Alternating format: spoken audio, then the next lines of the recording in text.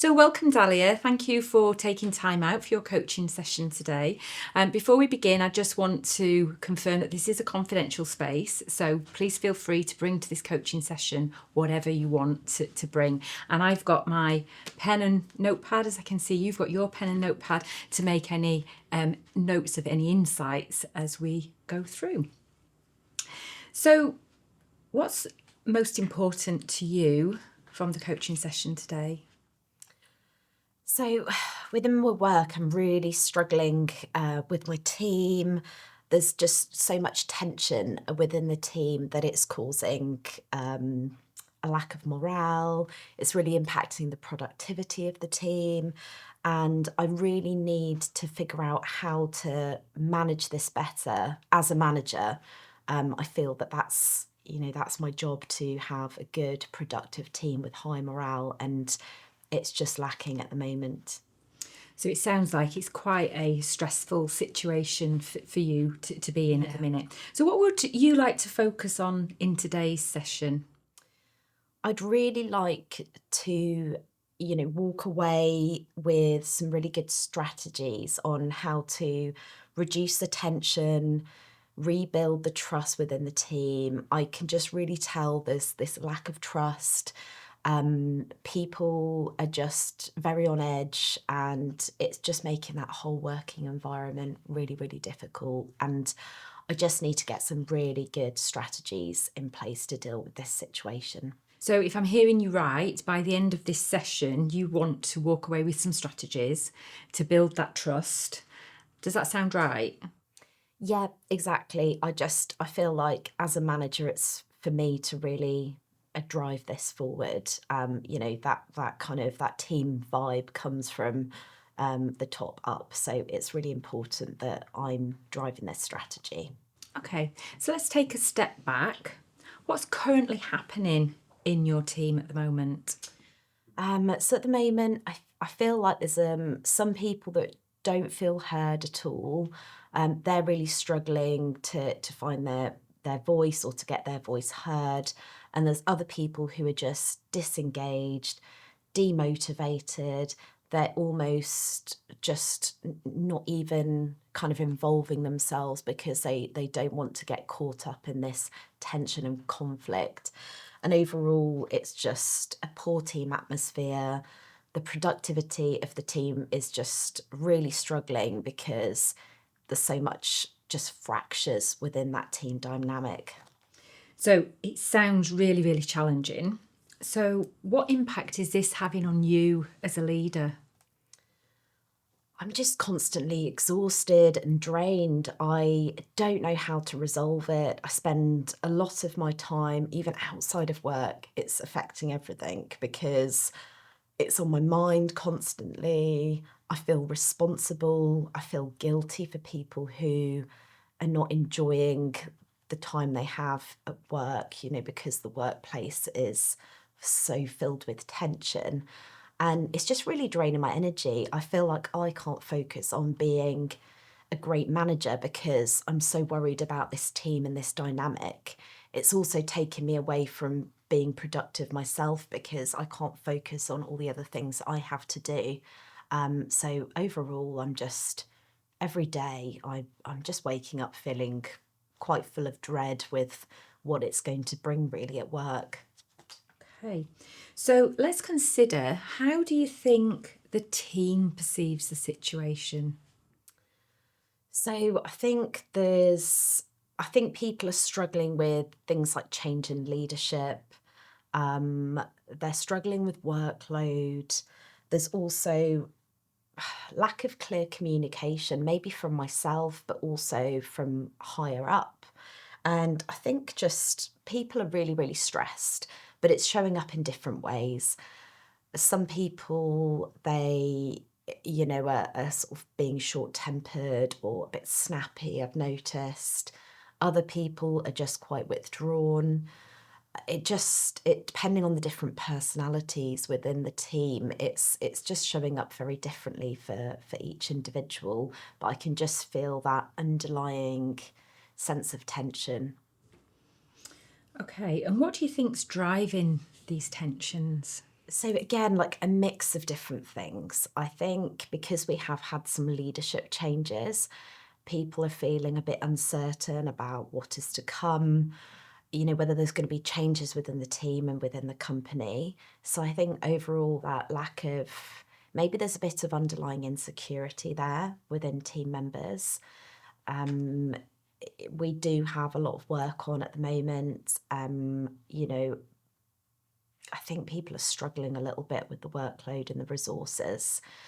So I think it's a real mixture. I think just the underlying lack of trust as well within the team. When we're all busy, if people don't feel that they can trust other members of their team, it's just adding to that pressure and adding to that discomfort that everyone's really feeling.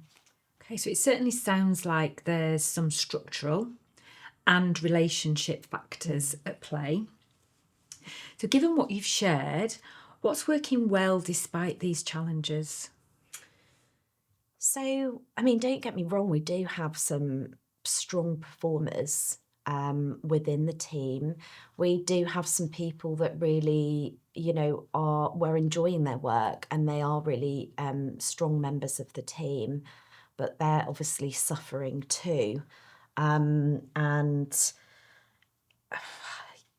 I do feel a sense that a lot of the team do want this situation to improve.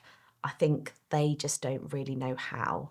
So I do feel like, particularly these strong performers, if I can get this situation under control, that they can come back to being their best as well.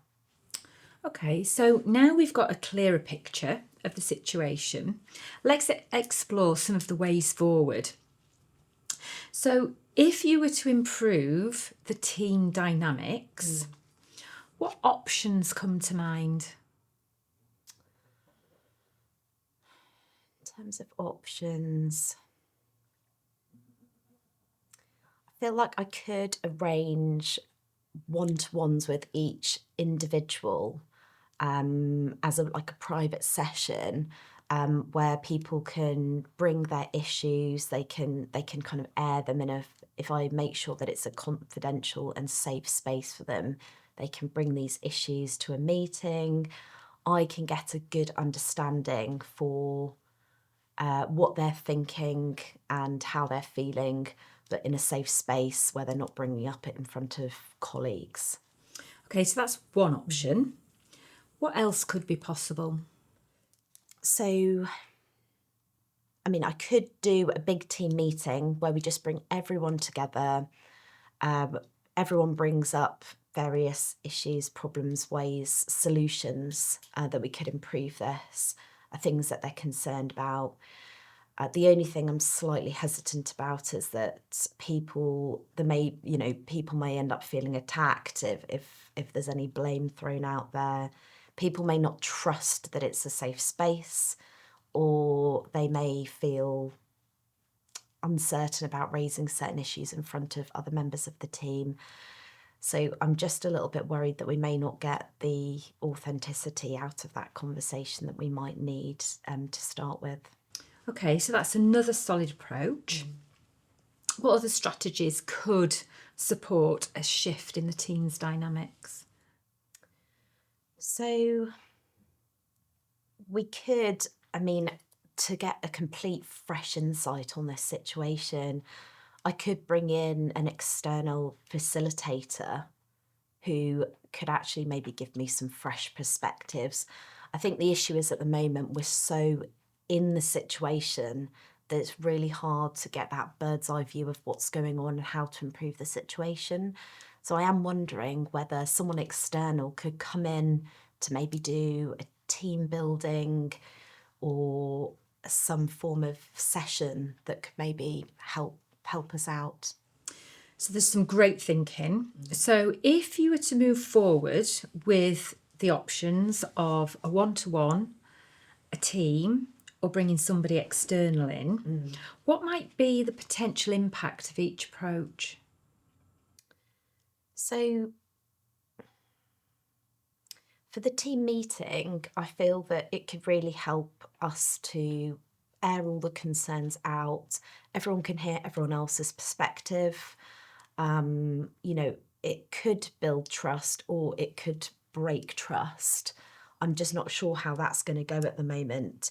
It also could become quite emotionally charged depending on where the conversation goes. One-to-one conversations may work better because people may feel that they've got a little bit more confidentiality, it's a little bit more anonymous.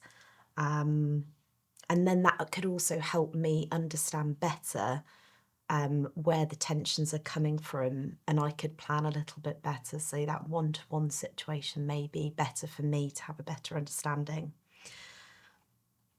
For the external facilitator, I feel that this could bring a more neutral opinion into the situation. They could review the structural dynamics better, and it might address those things, but I am concerned it won't address those deeper trust issues that we've got within the team. And I do feel that we do need to set some clear communication expectations too. I think this will really help long term, but I do need to get the buy-in of the team on this, because I know it won't work if everyone isn't committed to improving this communication within the team. So that's a really thoughtful process that you've been through. Which of these options feels like the first step?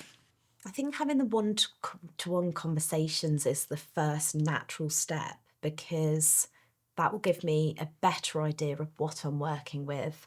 It'll help me to gain that insight, and then I can probably then approach a team discussion in a more informed way.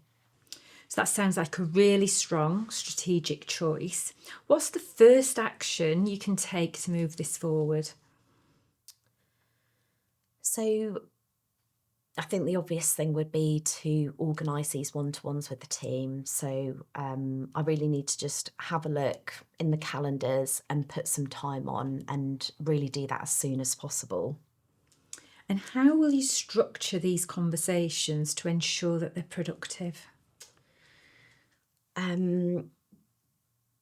I think I need to really focus on listening, asking open-ended questions so that I can really get much more out of the individuals and really understand their concerns, and also focus on getting their ideas as well for solutions. I really feel that if I include the team, that they'll be much more motivated and engaged in this whole process. Fantastic. And what could get in the way of following through? I do wonder if people may be hesitant to open up. And as I mentioned earlier as well, the team is generally really busy. So we do have those time constraints on us at the moment, but I do really think that this needs to be highlighted as a priority. Okay, so how can you address those challenges proactively? I really just need to block time on my Outlook calendar. I need to make sure that I'm putting in time, and sufficient time as well. So not just, popping in 15 minutes or half an hour. I think I really need to make sure that we've got an hour schedule with each person so they don't feel rushed, and we can have a really thorough conversation, and people can feel that it's a really safe space for them and that they are valued as a team member.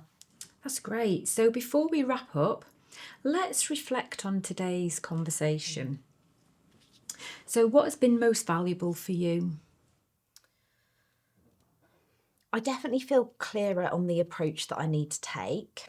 I feel that these one-to-one conversations are really going to give me insight and help to inform the group discussion that I do feel we need. And I feel that if I implement these strategies of having the one-to-one sessions and then moving into a group discussion, that it's going to give me a really good plan to move us forward in the right direction.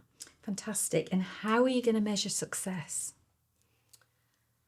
In terms of success, I think definitely an overall improved feeling of good communication.